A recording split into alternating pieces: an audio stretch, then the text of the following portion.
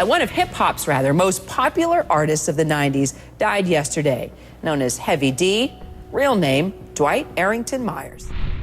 Heavy D was working on a book before he died.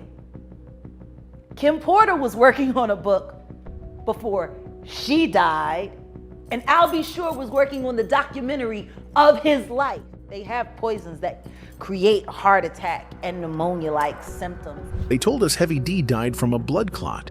Natural causes. Case closed. You want to know what they all had in common, though? The survivors and the late of Uptown Records, they were all writing tell-all books. But the timing was too perfect. He just stepped back into the spotlight, ready to tell his story. Then, within 72 hours of his comeback performance, he was dead. And hip-hop pioneer Heavy D died last night. Was Heavy D's death really just bad luck?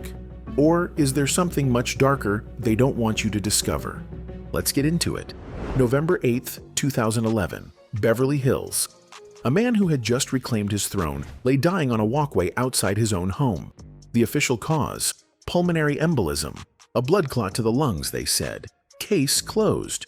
But nothing about Heavy D's final chapter was that simple.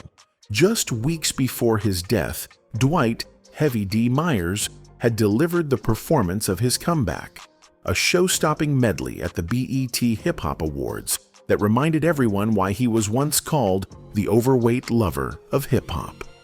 The crowd erupted. Social media exploded. After 15 years away from the spotlight, Heavy D was back, and he was glowing.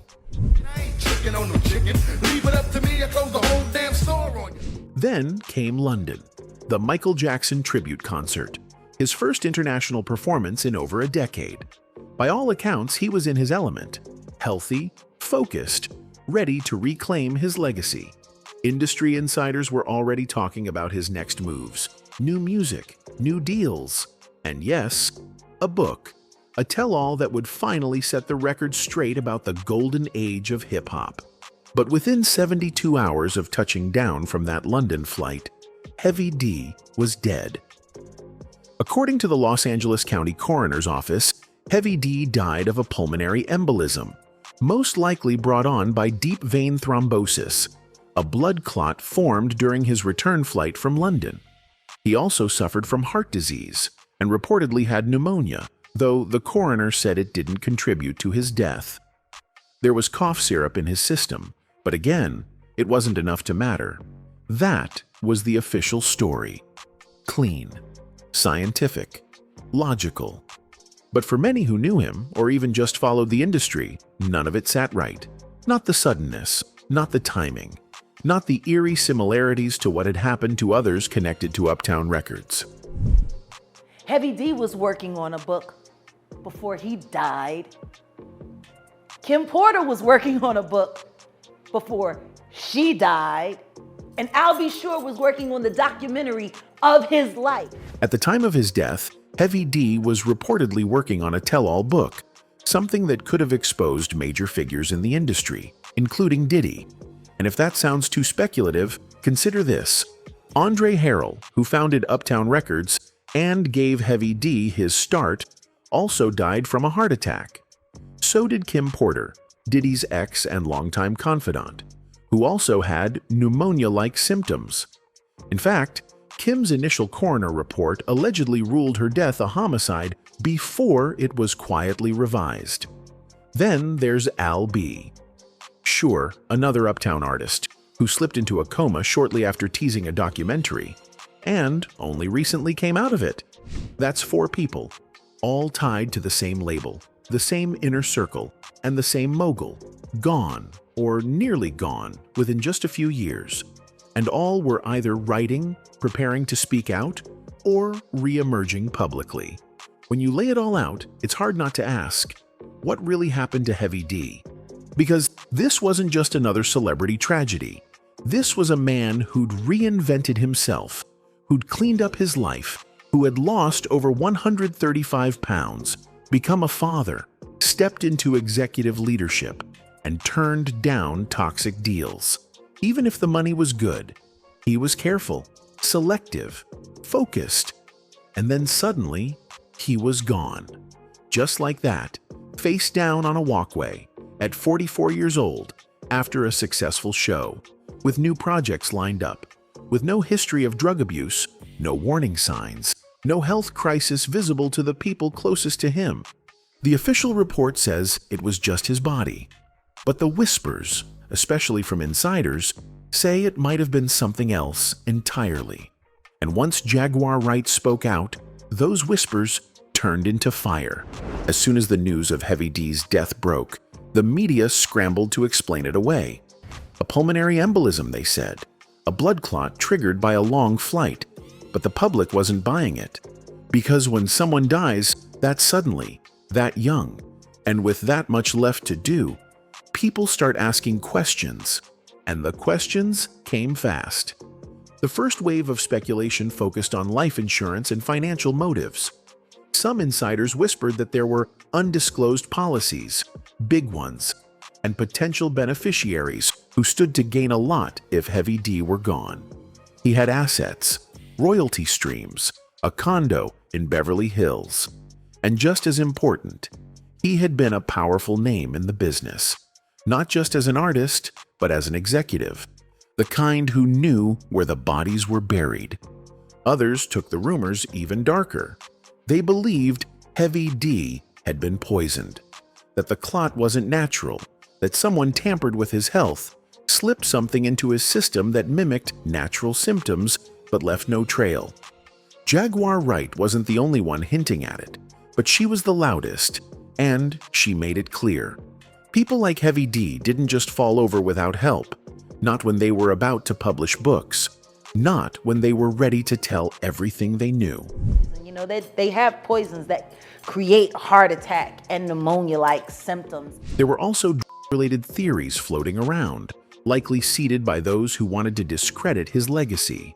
Rumors that he'd overdosed or collapsed from a hidden addiction. But the toxicology report showed no illegal substances in his system. Just some over-the-counter cough syrup. No narcotics, no alcohol. No evidence to back those claims. And yet, the narrative lingered. Some whispered about medical negligence, that when Heavy D collapsed outside his home, help didn't come quickly enough, that emergency services delayed, that the care he received both before and after the collapse wasn't up to standard. There was never a full investigation into the response timeline. But when you add that to the other patterns around him, it adds more smoke to a fire that was already growing.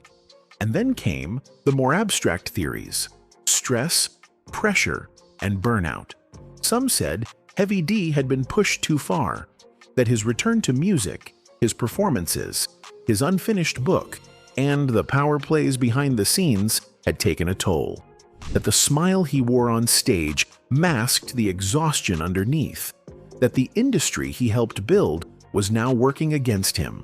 There were also those who took a completely different angle: gang ties and street retaliation. That maybe, just maybe, Heavy D had reconnected with people from his early days, people who didn't want him to rise again, people who felt abandoned, or betrayed, or silenced. And finally, there were the hidden health issues. Whispers that Heavy D had been keeping medical problems under wraps, that his family, or team, or even he himself had known something was wrong for a while, and chose not to make it public. Maybe out of pride, maybe out of fear, or maybe because he knew the second people saw weakness, they'd use it against him. But what really pushed these theories into overdrive was the pattern. Because Heavy D wasn't the only one tied to Uptown Records who died mysteriously. He wasn't the only one close to Diddy who passed away suddenly. And he wasn't the only one writing a book. When you step back, the coincidences stop feeling like coincidences. Seems like everybody that worked at Uptown Records from the very beginning. Heavy D, Kim Porter, Andre Harrell, gone. Al B. Sure, nearly gone. All linked by a label, a legacy, and a man who still walks free. Was it the music industry? Was it bad luck? Or was it something deeper, darker, and more intentional? Because from this point forward, it gets harder to ignore the elephant in the room: Diddy. And that's exactly where we're going next. By now, it's impossible to talk about Heavy D's death without mentioning Diddy. Not just because they worked together, not just because they both came up under Uptown Records, but because one name keeps popping up every time someone close to Diddy dies suddenly. And that name is Diddy himself. Let's start with the facts. Heavy D wasn't just an artist under Uptown Records. He was part of the foundation, one of the originals. A big reason the label had credibility and crossover appeal in the late 80s and early 90s. He wasn't just talent, he had influence. He helped shape the label. And when Andre Harrell gave a young intern named Sean Combs a shot in the early 90s, it was Heavy D who reportedly vouched for him. Without Heavy D, there may be no Diddy. That's how deep the roots go. But what happens when the student becomes the master? Over time, Diddy's rise came at the expense of a lot of people. People who gave him his first opportunities. People who didn't always agree with how he moved once he had power. And while many of them faded from the spotlight, Diddy only got bigger, richer, and more untouchable. Which is why people now look back and wonder, how come everyone around him keeps dying? Jaguar Wright didn't hold back. She laid it out plainly. Heavy D was working on a tell-all book. So was Andre. So was Kim Porter. And all of them died under suspicious circumstances. Even Al B. Shure, who had just started filming a documentary about his life, suddenly slipped into a coma. A coma in 2022, out of nowhere. And again, connected to Diddy. Now, it's true that Heavy D and Diddy had drifted apart in the later years. But it's also true that they had unfinished business, both personal and professional. Heavy D's last years were marked by independence. He started his own label, took full creative control, rejected offers from major labels, even when they were lucrative. And word was, he was done playing the game. That independence, that separation, can be dangerous in a world where control is currency. According to Jaguar and others, Heavy D was ready to talk about Uptown, about the industry, about Diddy. And if that's true, if even part of that is true, then his death becomes more than just tragic. It becomes strategic. What makes this even murkier is that no one from Diddy's camp ever issued a strong statement about Heavy D's death. No tribute that matched their long history. No public acknowledgement of what they once built together. Just silence. Chilling silence. As if it never happened. And then there's Kim Porter, mother of Diddy's children. She too died of pneumonia, but according to Jaguar Wright and others close to the family, the original coroner's report labeled her death a homicide, with toxins found in her body. That was buried, quietly changed, and the media moved on. Kim, like Heavy D, was reportedly working on a memoir, something that might have exposed the man behind the mogul. And like Heavy D, she never got to finish it. It's no longer about conspiracy, it's about consistency. A pattern of people tied to Diddy trying to tell their stories and dying before they can. And Jaguar's question lingers. Why is it that nothing ever seems to happen to Diddy? He's surrounded by chaos, surrounded by loss, surrounded by people collapsing, disappearing, or vanishing from the spotlight. But he remains untouched, richer than ever, more powerful than ever, throwing parties, hosting award shows, living life like he's invincible. But now, that invincibility is cracking. With recent lawsuits, witness testimonies, and disturbing old clips resurfacing online, the public has started connecting the dots. And the legacy that once felt bulletproof is now under fire. And it's not just the deaths, it's the way people close to Diddy act when they're with him. The stories, the fear, the silence, the pain you can't quite explain, but can't ignore either. Heavy D's death may have been labeled natural, but the web around it is anything but. Long before the rumors, the conspiracies, and the whispers about foul play, Heavy D was building something real, something honest, full of love and positivity. His music was joyful, his lyrics were clean. In an era dominated by street beefs and gangsta rap, Heavy D stood out for staying true to himself. Born Dwight Arrington Myers in Jamaica and raised in Mount Vernon, New York, Heavy D wasn't supposed to make it. He wasn't the stereotypical rapper. He wasn't flashy or aggressive. He was warm, fun-loving, and upbeat, and he carried that into his music. His group, Heavy D and the Boys, released 5 studio albums under Uptown Records, making hits like We Got Our Own Thing, Somebody for Me, and Now That We Found Love. 1, 2, tell me what you got. Let me slip my corner side, you sloppy. But Heavy D didn't stop at performing. He made history as the first rapper to become president of a major label, Uptown Records, where he helped launch careers like Jodeci, Soul for Real, and yes, Sean Diddy Combs. He later climbed even higher, becoming a senior vice president at Universal Music. He knew the game from both sides, artist and executive, and that gave him power most artists never get. Then, in 2000, his life changed again. He became a father. His daughter, Zaya, born to celebrity chef Antonia Lafosso, became his world. Heavy D shifted his priorities. He focused on his family, lost over 135 pounds, and even started acting.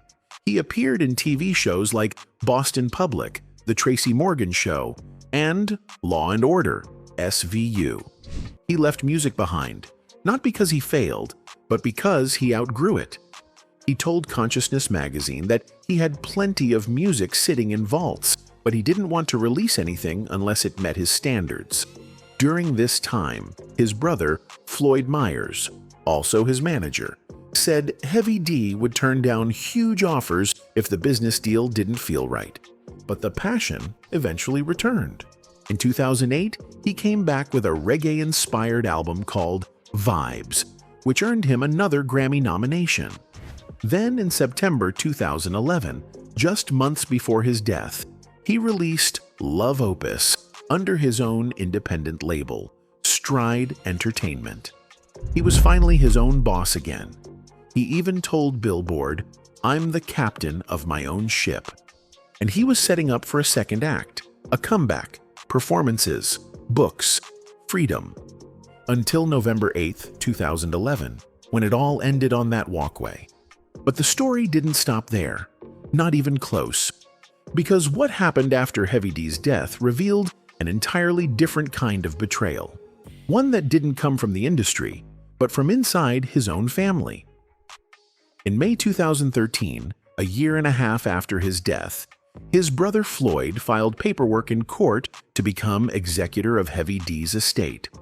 Floyd claimed there was a will, dated June 23, 1999, leaving everything to him. Not to Heavy's daughter, not to his parents, just him. And that will?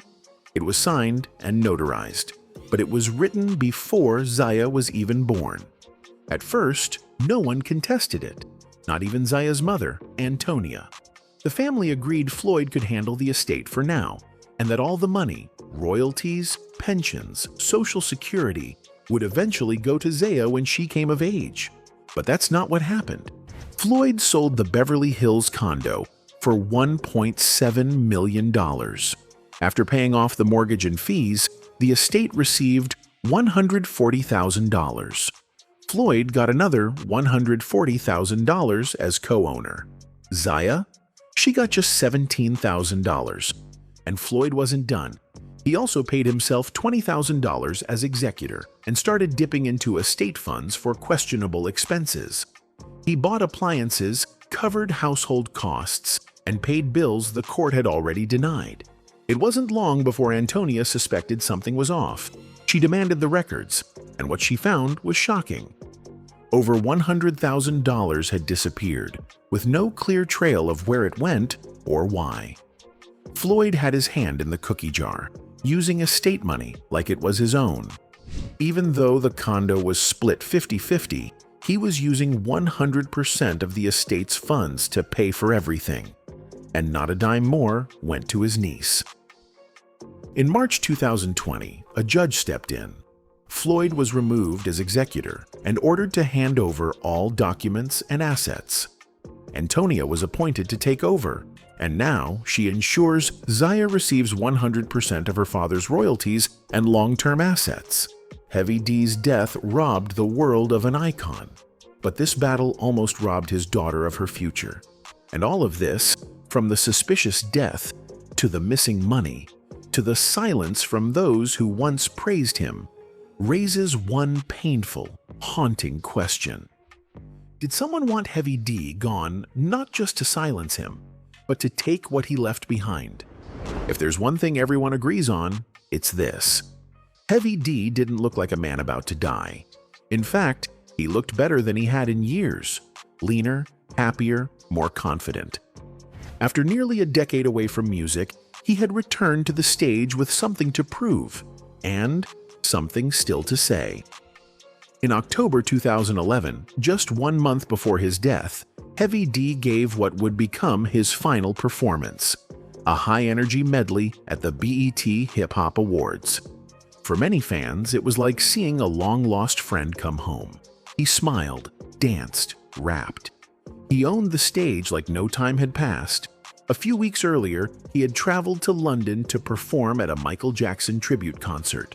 It was a huge moment, an international spotlight. He was doing press. He was in talks for new projects.